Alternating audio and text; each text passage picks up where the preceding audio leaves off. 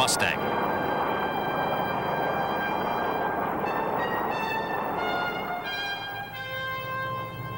Lightning.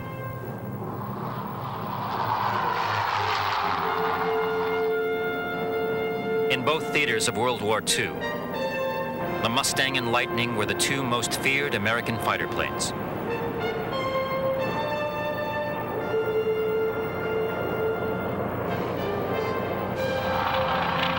Thunderbolt.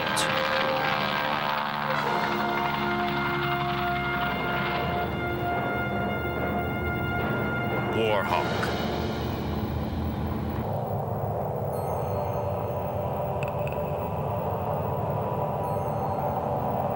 In North Africa, throughout Europe and in the Pacific, these four fighters wreaked havoc in the air and upon the ground.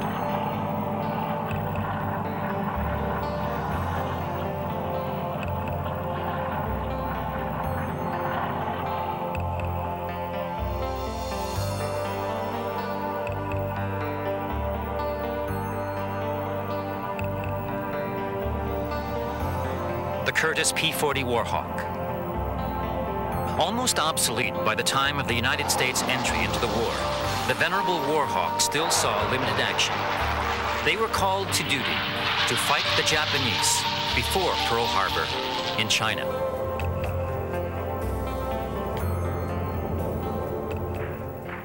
Japan's unwarranted campaign against China began in 1928. A powerful Japanese Air Force had undisputed control of the Chinese skies. These were happy days for the Japanese flyers. They flew their missions almost unopposed, strafing and bombing.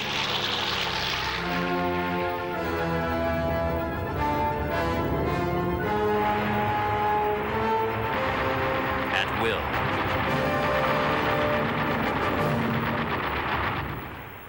But in 1941, while America was still at peace, some visitors arrived in China. These were the Flying Tigers, under the command of a master tactician, Brigadier General Claire Chennault. Unaware of the presence of the Flying Tigers, a Japanese bombing mission headed for its target. The Chinese warning system flashed the news across the hills to the Flying Tigers. The Flying Tigers flew P-40Bs decorated with a blood-red mouth, sharp teeth, and an evil eye in the radiator area to spook the superstitious Japanese.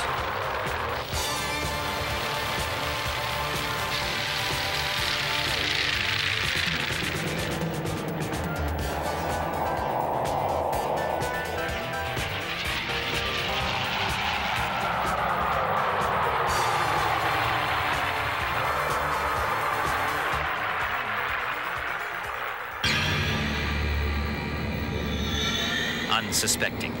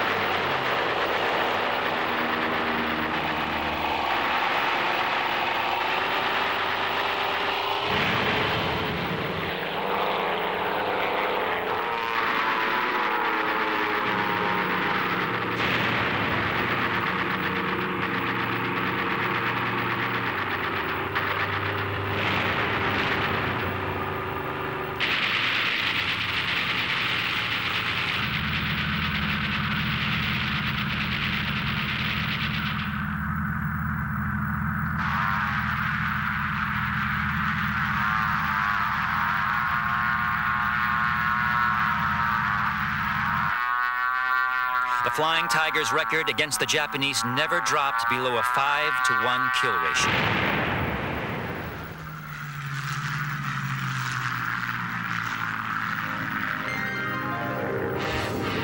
The Mediterranean, November of 1942.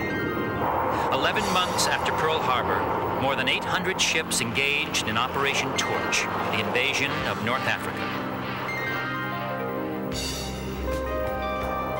The plan called for tactical air support for the ground forces. Some of the air units were transferred from England and the United States by carrier. One of the U.S. carriers held 70 Curtiss P-40 Warhawks.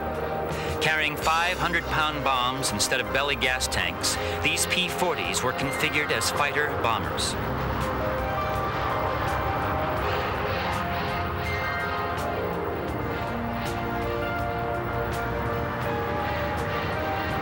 Land-trained fighter pilots risked carrier takeoff to reach Allied airfields in North Africa.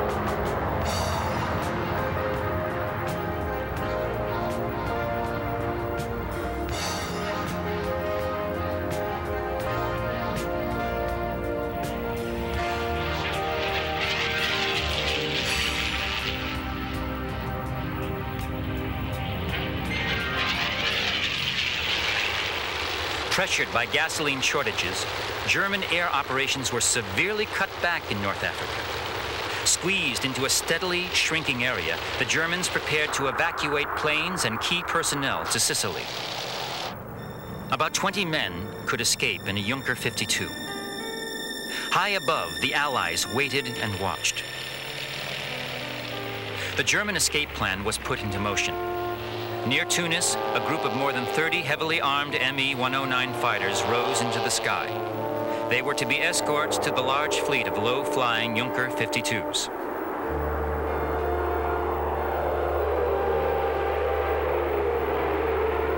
The flight to Sicily was a short run of about 100 miles, less than 1 hour.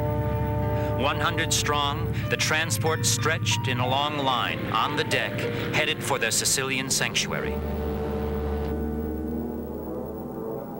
As soon as the German transport was spotted, the 57th Fighter Squad of 13 P-40s dove on the enemy to split them up.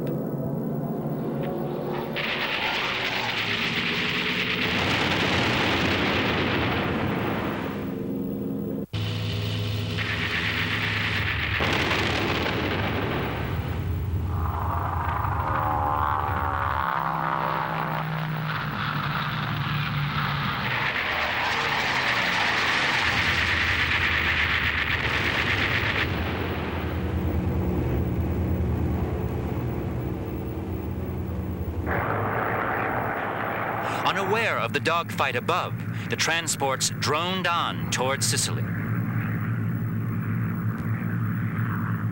Most didn't make it.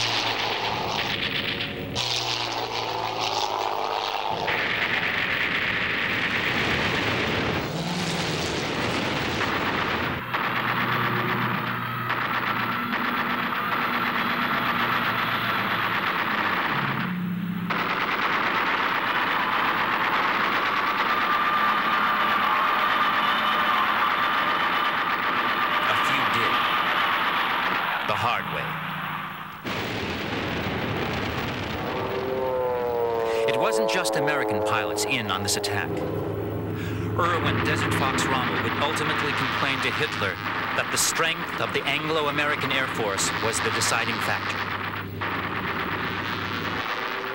British fighters, flying P-40s, gave it to the Germans as well.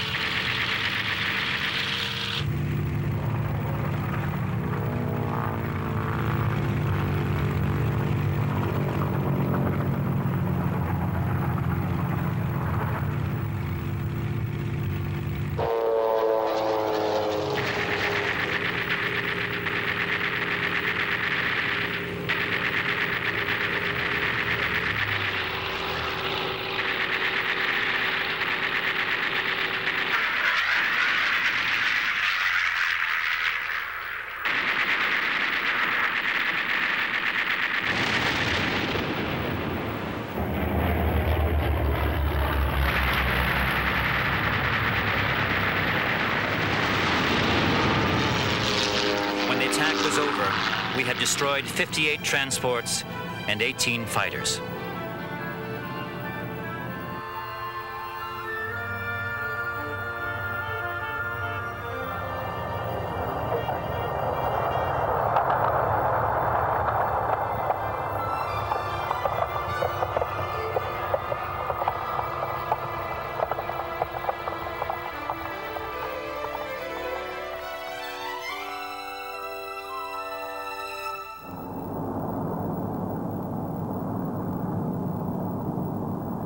The P-38 Lightning represented a radical departure from traditional American fighter development.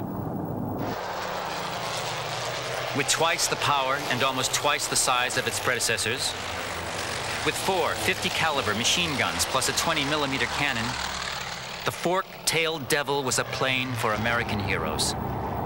Heroes like Clarence L. Kelly Johnson. An aircraft designer for the Lockheed Aircraft Corporation, Johnson was revered by his peers and honored by 4 presidents. Johnson's design genius led to the creation of more than 40 aircraft, many of them among the best known in the world.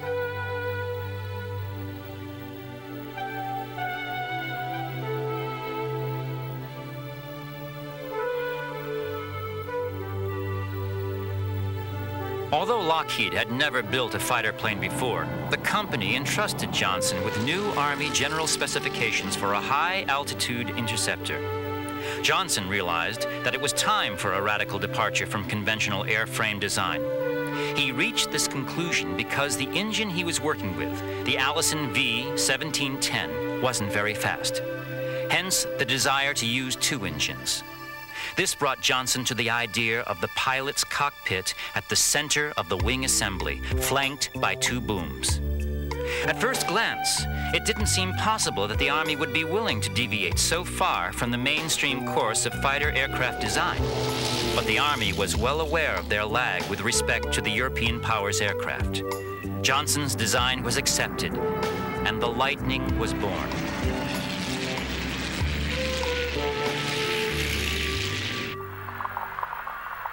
The war in the Pacific gave an established American hero an opportunity to contribute his expertise to the legend that was the Lightning. Lucky Lindy had personified the glory of American air flight ever since his fabled transatlantic crossing in 1927.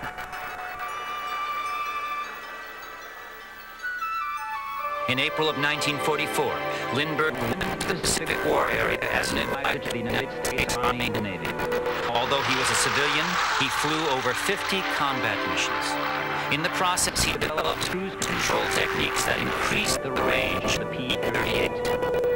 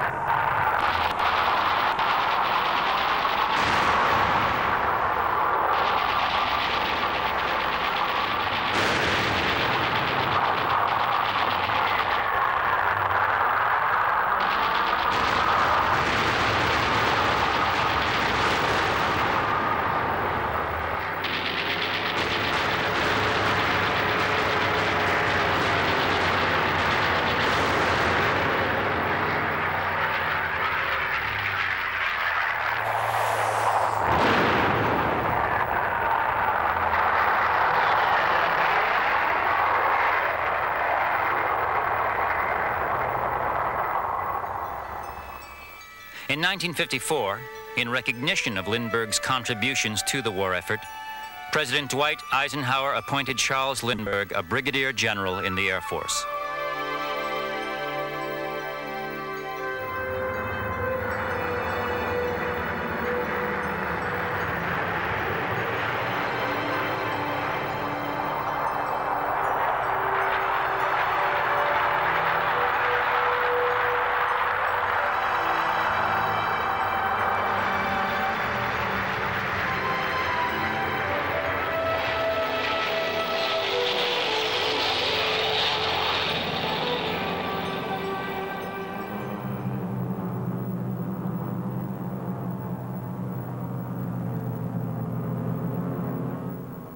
Major Richard Bong of Poplar, Wisconsin, became the leading American ace with 40 combat victories. Just out of college, Dick Bong entered cadet training in 1941. He became a pilot and second lieutenant early in 1942. Among the first fighter pilots to arrive in Darwin, Australia in August 1942 was Lieutenant Bong. a member of the 49th Fighter Group flying P-38s. Soon after his arrival, the count of his combat victories in the Southwest Pacific began.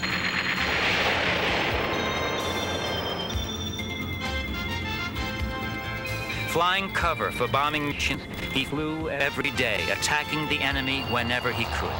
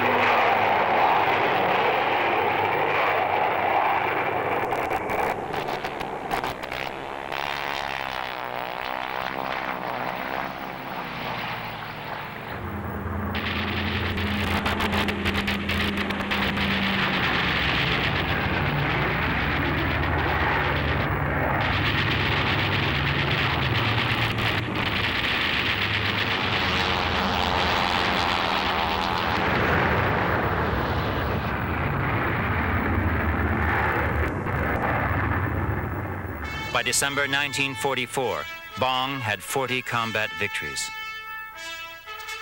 On the afternoon of December 12, 1944, in front of a guard of honor consisting of 12 pilots, each of whom had 12 or more combat victories, General Douglas MacArthur pinned the coveted Medal of Honor on Major Richard Bong. The citation read in part, "For conspicuous gallantry in action above and beyond the call of duty in the Southwest Pacific area from 10 October to 15 November 1944. Major Bong voluntarily and at his own request engaged in repeated combat missions, including unusually hazardous sorties. Heroes like Kelly Johnson, Charles Lindbergh, and Richard Bong forged American fighter supremacy in the skies over Europe and the Pacific. And the P-38 Lightning, the fork-tailed devil, the angel in overalls, made it possible."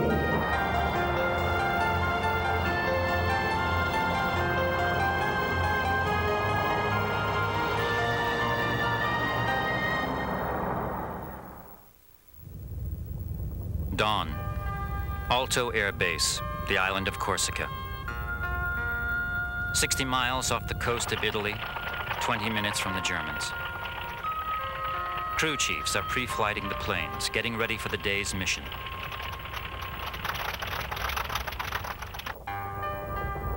The fighter pilots are woken by the sound of engines.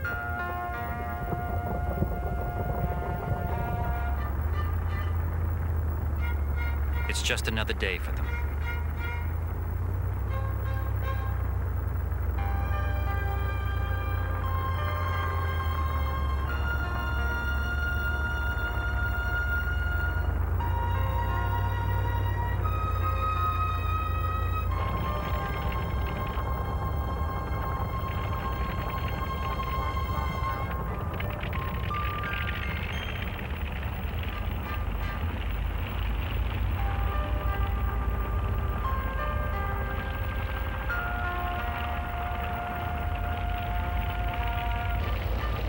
The P-47 Thunderbolt. One man. One engine. One bomb under each wing.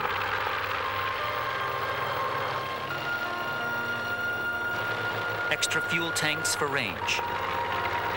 The 65th Squadron crew chiefs taxi the Thunderbolts to dispersal points at the end of the runway. They line up the squadron.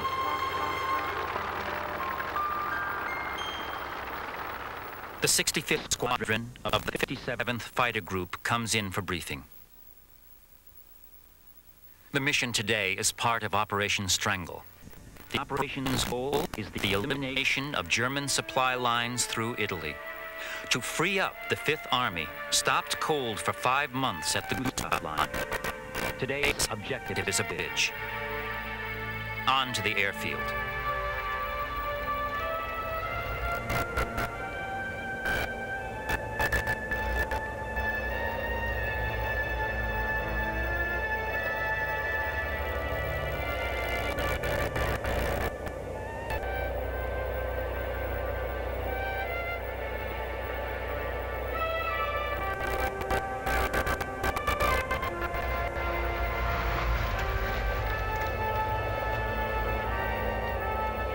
Pilots are ready.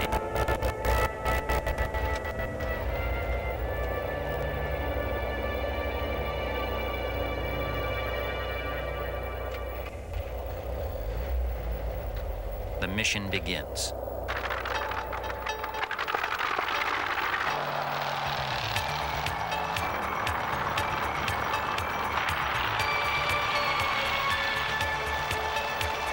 Takeoff is rough for the Thunderbolt.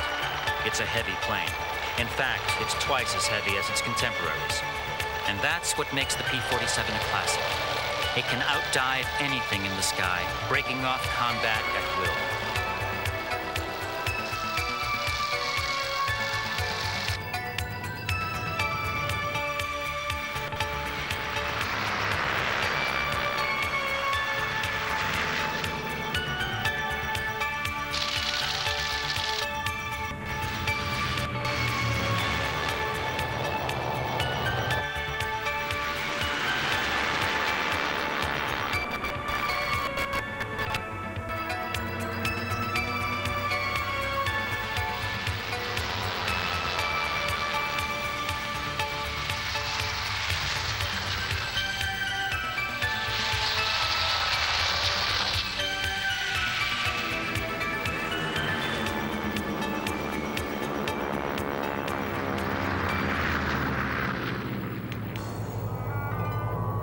The 65th Squadron is airborne. Over Corsica.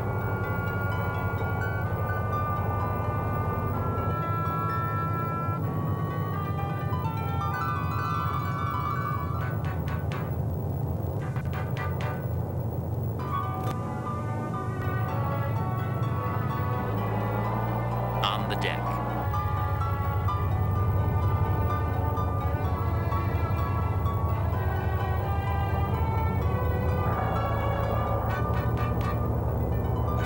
Miles east to Italy, and the squadron is 150 miles behind the German front.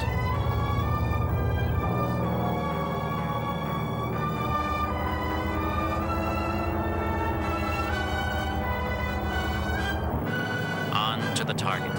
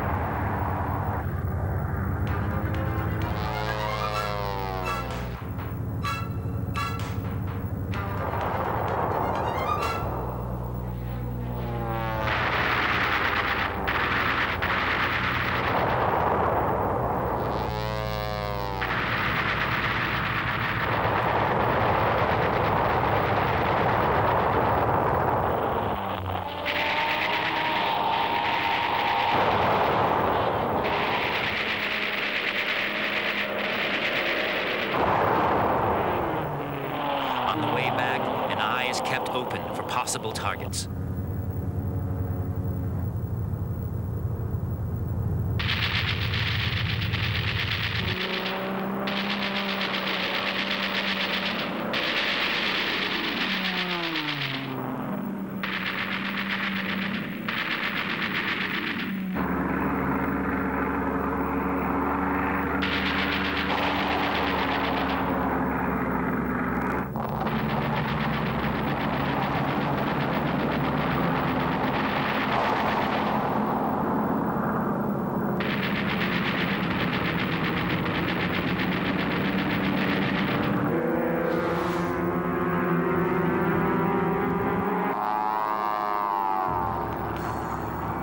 The squadron reforms and heads for home.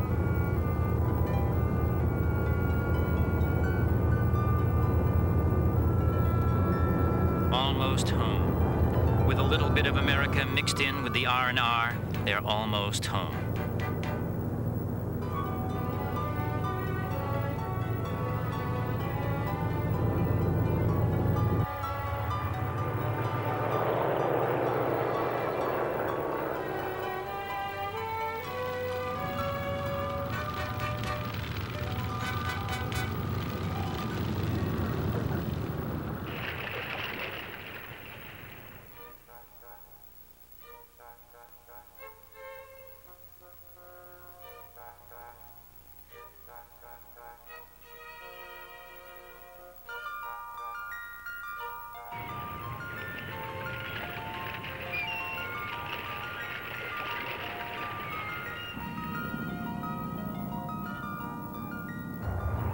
And it's the P-47 Thunderbolt, the Juggernaut, or more affectionately, the Jug. The diving fighter-bomber that keeps bringing them home.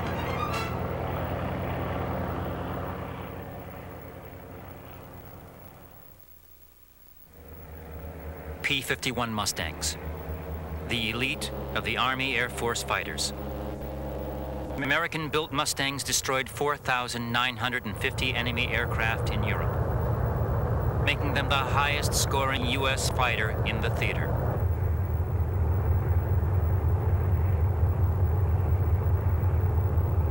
They were used as dive bombers, bomber escorts, interceptors, and outfitted for ground attack. Today, they're flying escort for an armada of American bombers almost 100 miles long.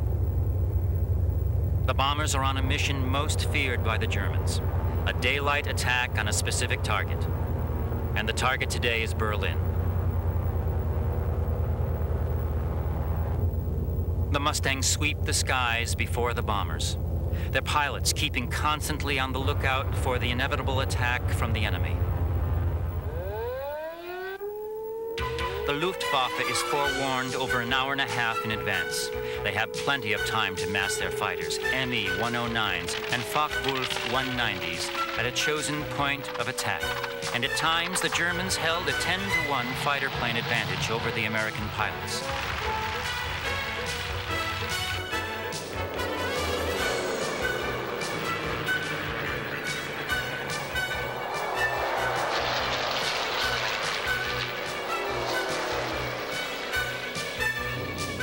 Meanwhile, deep in Germany, the group of escorting Mustangs watches every corner of the sky. They weave up and down and all around the bomber fleet, waiting for the enemy. They don't have long to wait. The fighters get rid of their long-range gas tanks, and down they go for the kill.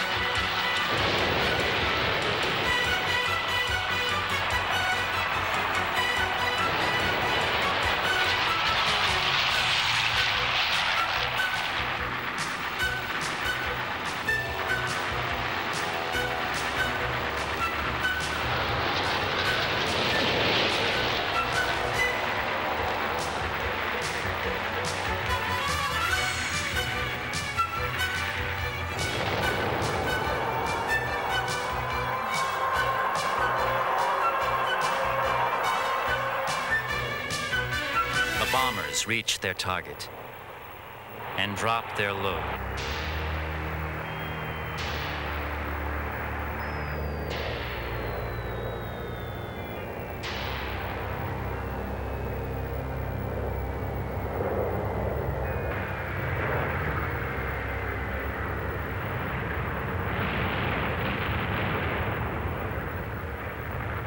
As the Mustangs return from their escort mission, they chase down any enemy aircraft they can find. They strafe anything of value from the enemy.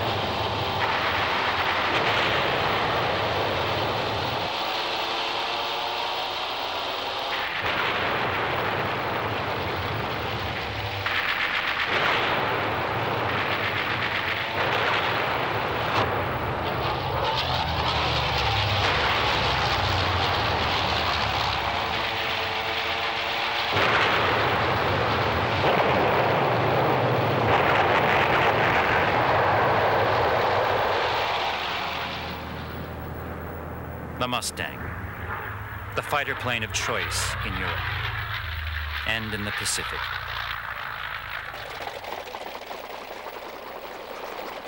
P-51s warm up for the longest fighter flight on record, 7 hours.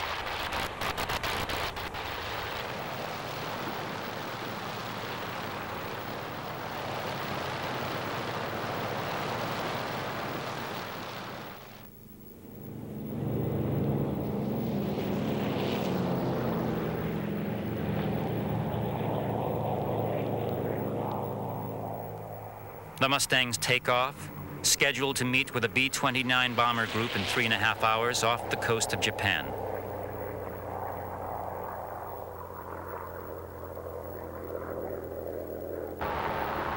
The Mustangs rendezvous with the bomber group.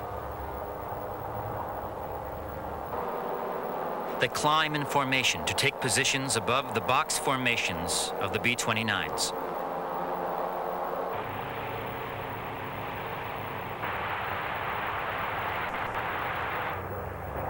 The fighter groups form behind their lead ships in 9 or 11 plane waves.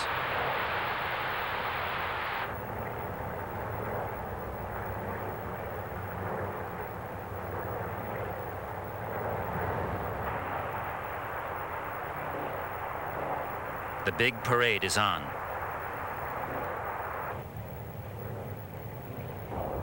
Landfall is picked up.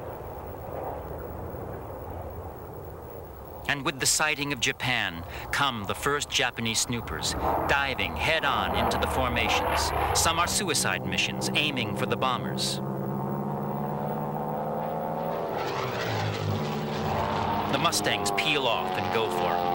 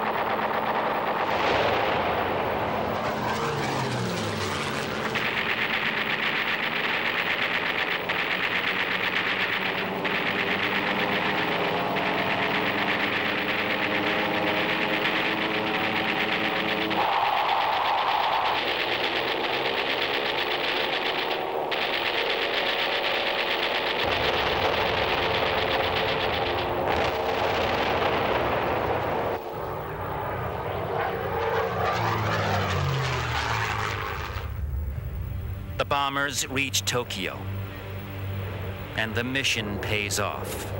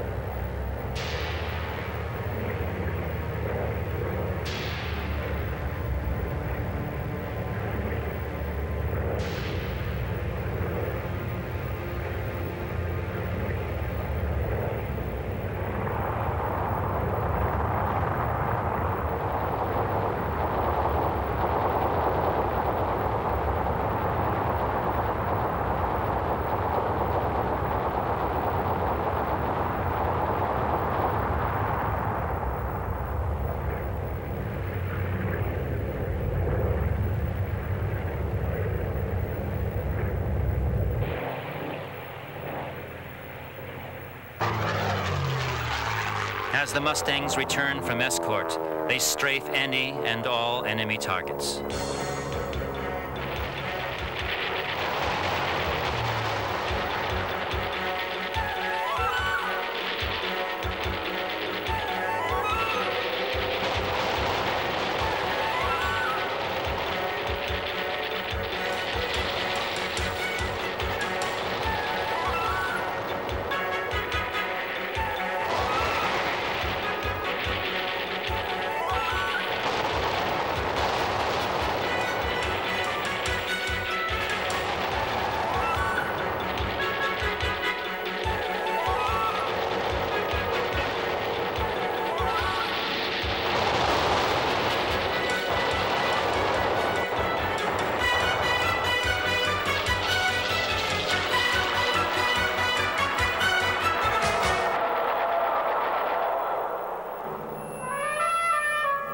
Returning to base, the fighters pull victory rolls, one for each kill. Kills made easier by the fighter elite, the P-51 Mustang.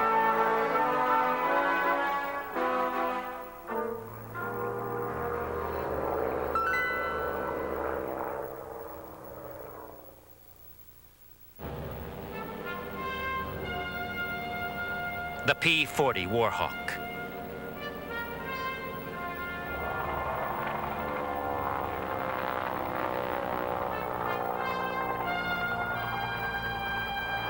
The P-38 Lightning. The P-47 Thunderbolt. And the P-51 Mustang. In North Africa, in Europe, in the Pacific, the fighter planes that destroyed the enemy in the air and on the ground. The fighter planes that rode our ace American pilots to victory in the sky.